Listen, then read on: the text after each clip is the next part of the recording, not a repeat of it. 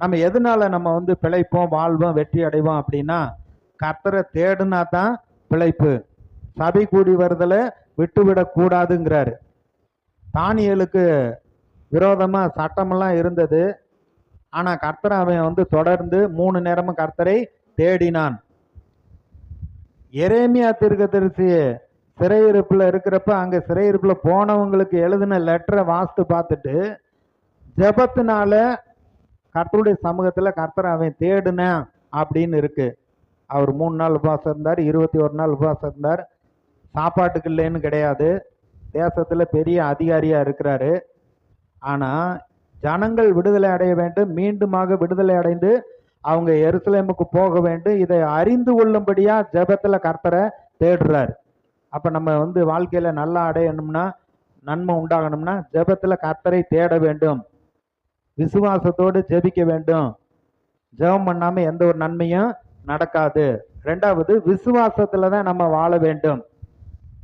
விசுவாசம் இல்லாம தேவனுக்கு பிரியமா இருப்பது கூடாத காரியம். தன் விசுவாசத்தினாலதான் நீதிமான் பிழைப்பான்னு இருக்கு. இந்த வசனத்தை நம்புறது விசுவாசம். பவுல் சொல்றாரு, நாங்கள் பிரசங்கிக்கிற விசுவாசத்தின் வார்த்தையே. அப்ப இந்த விசுவாசத்தின் வார்த்தை மெய்யாகவே பலன் செய்கிறது. அது தேவ வசனம்தான். விசுவாசத்துல தான் பிழைக்கிறோம்.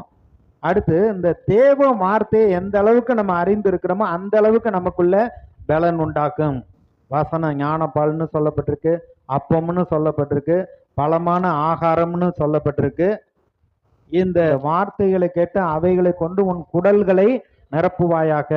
நான் என்ன சொல்றேன், இந்த வார்த்தையை, விசுவாச வார்த்தையை வாசித்து பிரசங்களை கேட்டு உங்களுடைய மனதை நிரப்புங்கள், இருதயத்தையும் நிரப்புங்கள். ஒரு வேலையை எடுத்து செய்யுங்க.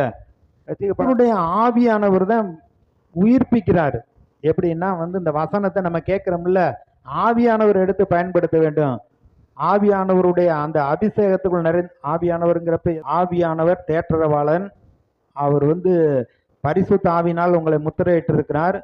இந்த ஆவியானவர் ஆழ்தத்துவம் உடையவரா உங்களுக்குள்ள இருந்து உங்களை வழி நடத்துகிறவராக இருக்கிறார். ஆலோசனை கொடுக்கிறார், வரப்போகிற காரியங்களை அறிவிக்கிறார். வெள்ளம் போல சத்துரு வந்தா கூட ஆவியானவர் உங்களுக்கு ஜெயக்கொடி ஏற்றுகிறார். அவருடைய ஆவியினாலே ஆகும்னு இருக்கு. வேதத்தை வாசிங்க, ஜெபம் பண்ணுங்க, அதை அறிக்கை இடுங்க. ஆவியானவர் வந்து அதை நிறைவேற்றுவார். வாயை திறந்து சமாதானம் உண்டாக கடவுது, குழப்பம் நீங்க கடவுது, நன்மை உண்டாக கடவுது, ஆசீர்வாதம் வட கதவுன்னு நீங்க சொல்ல சொல்ல அதை அப்படியே ஆவியானவர் நிறைவேற்றுவார். ஆதியாகமம் 1 அவர் என்ன சொன்னாரோ அது எல்லாம் அப்படியே நிறைவேறினது. ஆவி